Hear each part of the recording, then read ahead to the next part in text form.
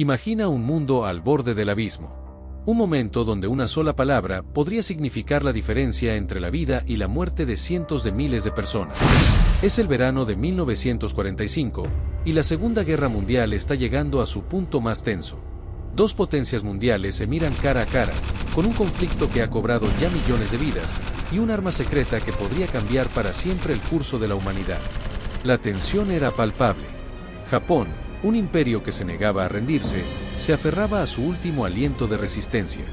Estados Unidos, cansado de una guerra que parecía no tener fin, había desarrollado un arma que nadie podía imaginar, la bomba atómica. Pero antes del bombardeo, hubo un momento crucial, una conversación diplomática que marcaría el destino de miles de personas.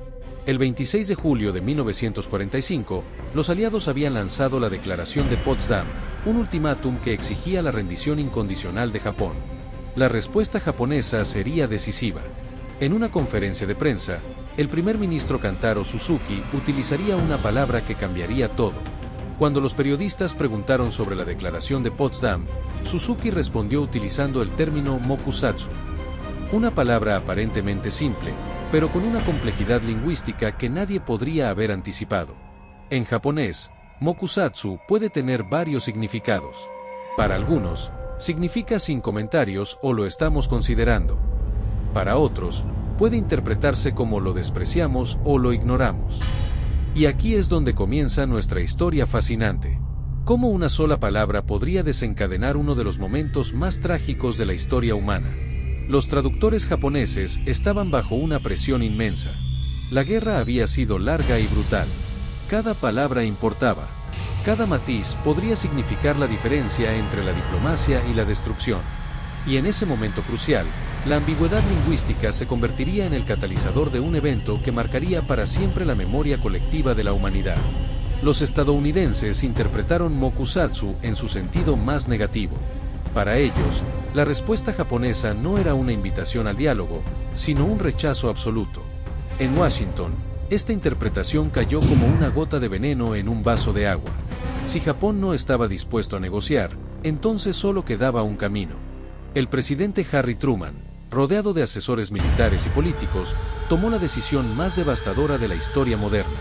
Si Japón no se rendía, utilizarían el arma definitiva. Si Japón no se rendía, utilizarían el arma definitiva. Una bomba cuyo poder de destrucción era tan incomprensible que cambiaría para siempre la manera en que la humanidad entendería la guerra. Hiroshima sería el primer objetivo. Una ciudad que pasaría de ser un nombre desconocido en un mapa a un símbolo mundial de destrucción nuclear. El 6 de agosto de 1945, un B-29 llamado Enola Gay sobrevoló la ciudad. A las 8:15 de la mañana, Little Boy, así llamaban a la bomba, cayó sobre una población completamente desprevenida. En un instante, 70.000 personas desaparecieron. La ciudad se convirtió en un paisaje lunar de cenizas y dolor. 3 días después, Nagasaki sufriría el mismo destino. Más de 140.000 personas morirían como resultado directo de estas explosiones, sin contar los efectos a largo plazo de la radiación. Todo comenzó con una palabra: mokusatsu. Un término que podría haberse interpretado de múltiples maneras, pero que en ese momento crítico se convirtió en una sentencia de muerte. La traducción nunca es un proceso simple. No se trata solo de cambiar palabras de un idioma a otro, sino de transmitir significados, contextos, emociones y matices culturales. En 1945, este desafío era aún más complejo. No existían los traductores automáticos, ni las herramientas digitales que hoy conocemos. Cada traducción era un arte, un acto de interpretación que dependía completamente del traductor. Kentaro Tanaka era uno de esos traductores. Un hombre formado en la época imperial japonesa, educado en un sistema que valoraba la precisión y la lealtad por encima de todo.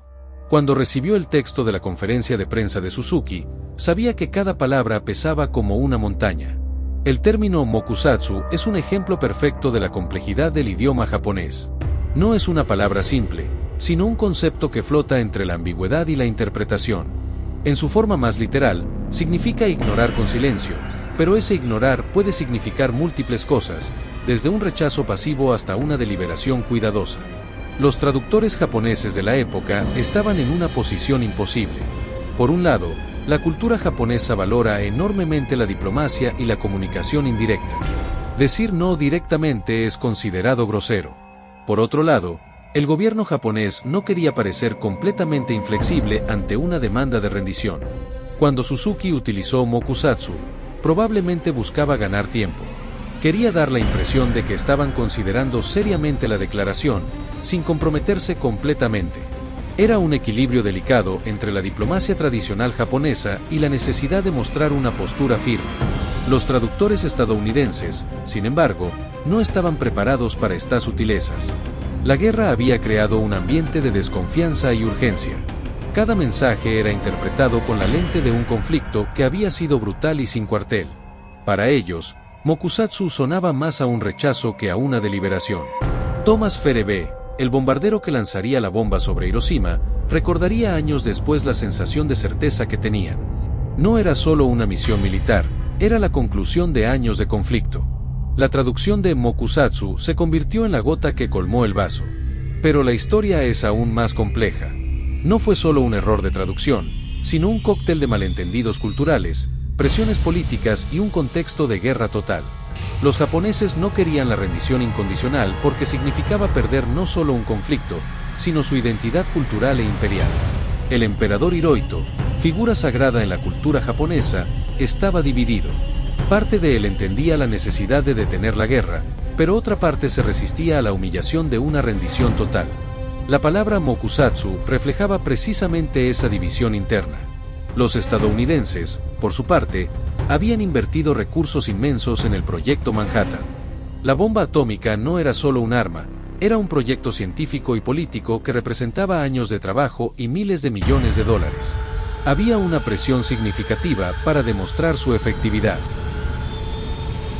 La historia de mokusatsu va mucho más allá de un simple error de traducción.